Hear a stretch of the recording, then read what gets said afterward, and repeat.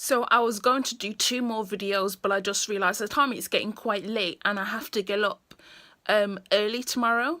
So I'm going to do this one final video on what does it mean to me to be Black British, or just in general British. And you know, as I said before, I always have a lot to say. So it's a very complex question to ask someone what does it mean for them to be Black British or to be British, because you have to understand the history. Not every single person of Caribbean or African descent history actually started in the UK. For me, example, like I said many times before on this channel, my parents are from the Caribbean. My dad is from Jamaica, my mum is from Barbados. So my history did not start in this country. But they were born basically just on the cusp of when these former British colonies started to become independent. So they were born within that time. And as you know, because they were British colonies, they still were underneath the guise of white supremacy. And they were British colonies because, you know, of slavery and these kind of things. So when you look back at your history, I know they say that to look at your history, you need to look at obviously before slavery, but to get the point across of what does it mean to be Black British, unfortunately, we do have to look at slavery, because that event making us displaced Africans, stealing us from our cultures, our ways, these are the kind of things that happened to change who we are.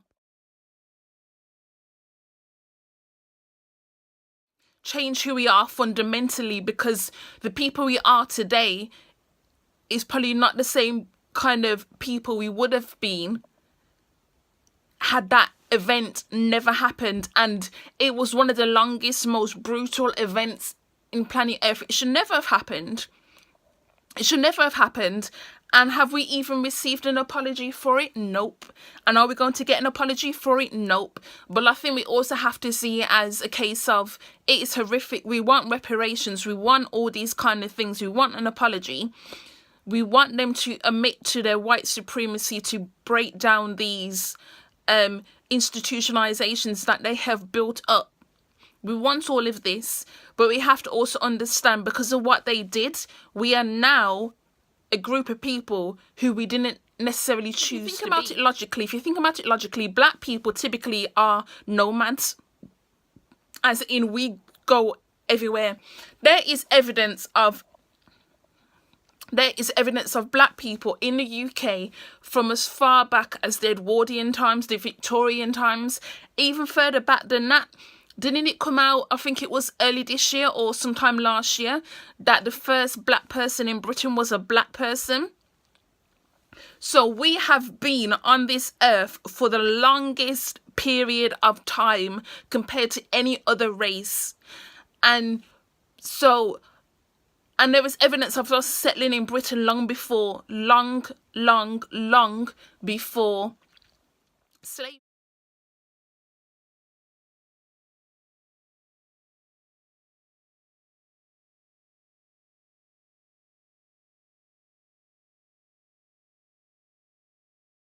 However, that is not my experience. That's not my experience. That's not, you know, something that happened within my family. My family was pretty much in the Caribbean for all that time.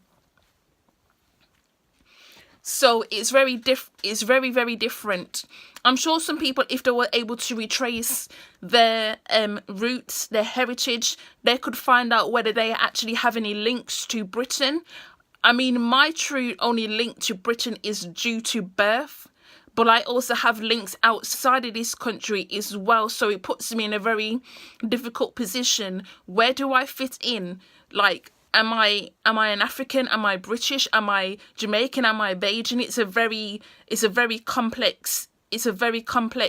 And unless you decide to attach to one facet of who you are, that you may find yourself, you know, running around like a chicken with no head, you know. You may get a bit confused.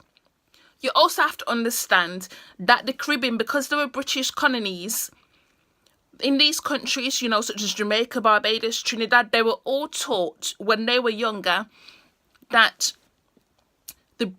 Britain is the how do you say, Britain is the motherland, even though we now know the truth is that Africa is the true motherland, with all its countries and all its beauty and all its grace. Africa is the true motherland. However, we have been taught that Britain is the motherland, so we've been taught to place it on a pedestal that is unnatural to who we truly are. So when Caribbean people back in the 1940s, they got involved in the war, they were sent off, you know, to the wars. They were doing it to serve the Majesty. They were doing it to serve Britain, you know, because it's your duty as a colony of Britain, and it's your duty as one of the motherland's daughters, sons, you know, to take part in the war. And it's very easy to, at that time and that period of time, it's understandable why they have a different view compared to how we have a view, because back then they was in school and they were being taught that Britain is the motherland, and if you do join a war, then you have to go serve for them. You don't really have a choice. However, now, because we are studying more, we are gaining more knowledge, we do understand that, you know, things are very different, and Britain is not the motherland, and Britain is not the euphoric land that we think it is.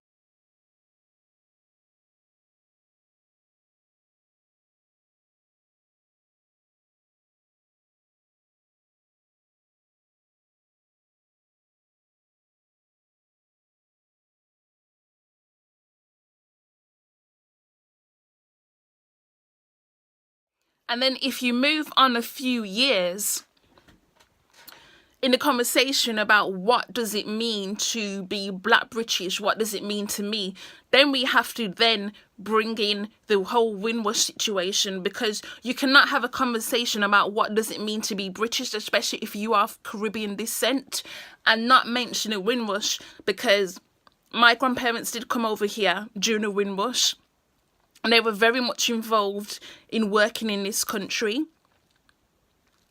And the simple fact that their contributions, not just my grandparents, but other people's grandparents and parents whose contributions are effectively being erased, is very, very disgusting and disturbing to me, because it's kind of like, what are you really asking for? What are you asking for? Because you cannot sit there and tell me that people who have come to work for you, under this falsehood of we need you, and then you just, after years and years and years, decide to kick them out. I don't have that experience, because my grandparents were never kicked out of the country, because they had already gone back home by this time. I believe my Bayesian grandparents went back in the 1980s, and my Jamaican grandmother went back to Jamaica in the 1990s. However, she's back in the UK now. But the issue is, so many people's grandparents and parents are being affected by Windrush. It just recently came out this week that 5 people who've been sent back to Jamaica have been murdered. And it's actually against the law to send anyone back, to deport anyone back to a country where their lives will be. As much as I love Jamaica, it is important to note that what is going on in Jamaica now is actually devastating to see. All the shootings, all the stabbings, everything that's going on. It's kind of like the government needs to wake up. the government needs to wake up. Like, I don't know how else to say it. The government really needs to wake up, because this is not the first time incidents like this have happened. It also happened in the 1970s. These kind of incidents always go in cycles. They last a few years and then they die down, and then they go back up again. And it seems like the government needs to wake up, because nothing has been done, unfortunately. So imagine 5 people being deported back from the UK to Jamaica have now been murdered.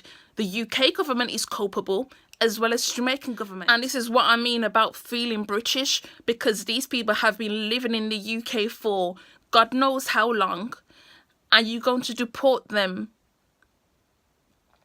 and now they've lost their lives. And technically, even though Jamaica is a part of them, technically it's a foreign land, because they've not been there for so long. So this is how like people prey on you, because when you are effectively a stranger, people tend to prey on you. Though, to be fair, people can prey on you even if they know you, but you know. But it's so sad, it's so heartbreaking to see this continuously happen, and neither the UK government is owning up to their fuckery. They're not doing literally anything. But at this point, it's kind of like, I'm out of words. There's no point in me speaking, because they don't want to hear. So yes, the Windrush was a massive event that changed the course of British history. And people can deny it all they want, but Windward really did change the course of history. And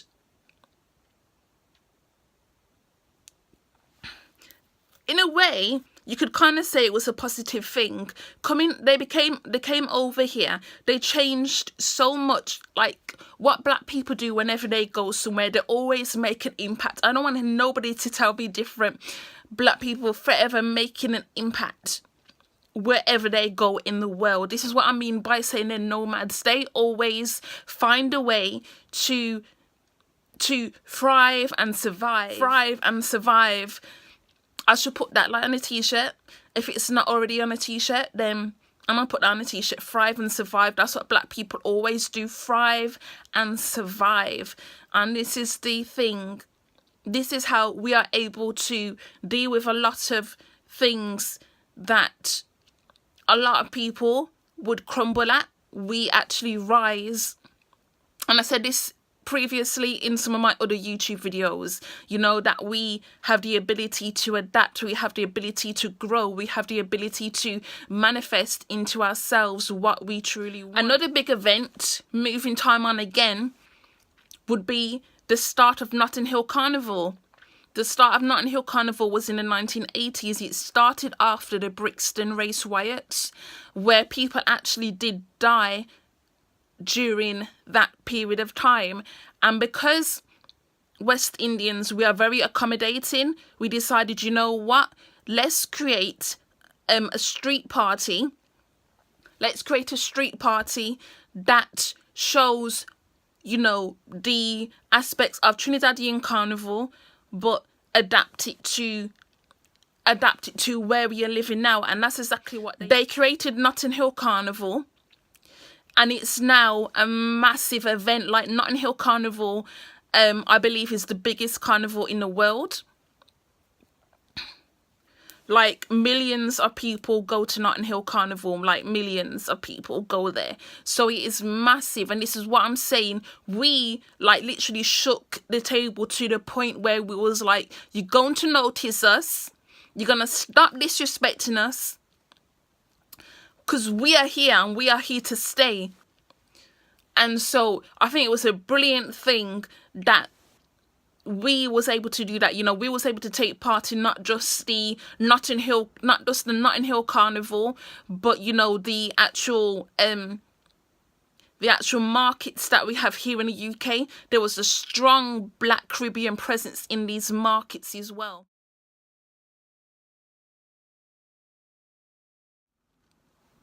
And just to take it back a little bit, or actually still currently, a lot of people from the Caribbean or who are African, they, you know, they typically tend to work within the NHS. So, like, back in the Windward when they came over here and was working on the trains, and it was working on the buses, you know, after the race laws were erased, because I did a video about Bristol, the Bristol bus riot, which was inspired by the Montgomery bus riot in America.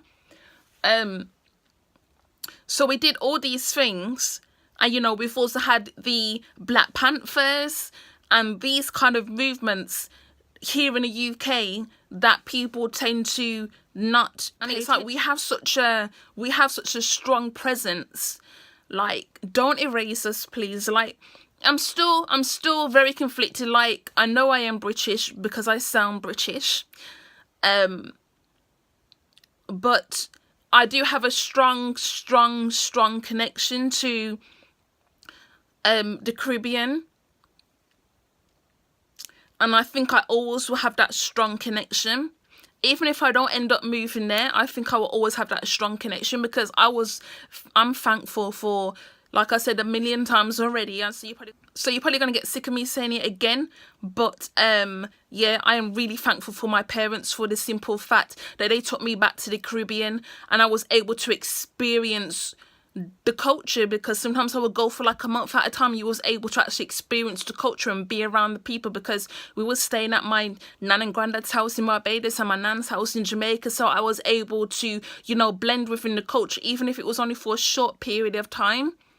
It was substantial enough for me to really have a good connection to my, and to round this video up, even Black British Caribbean people, even our influences within media, television, you know, we've got Trevor McDonald, who's from Trinidad. We've got Lenny Henry. He's the only one of his siblings who was born here in the UK. The rest of his siblings was born in Jamaica, but because he's the only one who was born here in the UK, I feel like, especially now, he will still have a connection with Jamaica, because if you're the only one of your siblings who was born in the UK, your experience may be different. However, you will still have a some sort of connection to back home.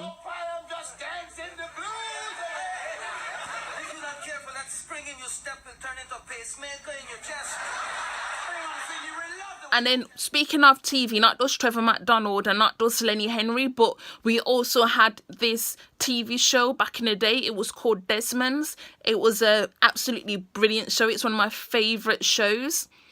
And it just basically showed you the Caribbean lifestyle. It was a British Guyanese family. The parents were from Guyana. The children were born here in the UK, and you get to see that dynamic of, you know, your parents are from the Caribbean, you're born here in Britain, and it is very interesting to see like how how two of the children were very much, they loved their Guyanese heritage, and then the oldest son was the one who was very much, I'm British, I'm British. He didn't really have that much of a connection to Guyana like his younger siblings. But it was very, very interesting to see that play out. Now, this is my second video that I was going to do, but I'm going to do it tomorrow instead. So I'm going to go, obviously, more in depth tomorrow. But I shall add a little clip from Desmond's into this video, so you can see a little bit of it. I just hope my video don't get taken down if I do add the clip. So yeah. So anyway, that is it for my YouTube video. So I would say, in conclusion, half of me feels British, the other half feels Caribbean, but I'm still working out the kinks and all of that. But yeah, that's basically it, the last video for the evening. I hope you've enjoyed what I've uploaded so far, and again, don't forget to like, comment and subscribe if you enjoyed the content. I shall see you tomorrow for 3 more YouTube videos, so have a good evening. Bye.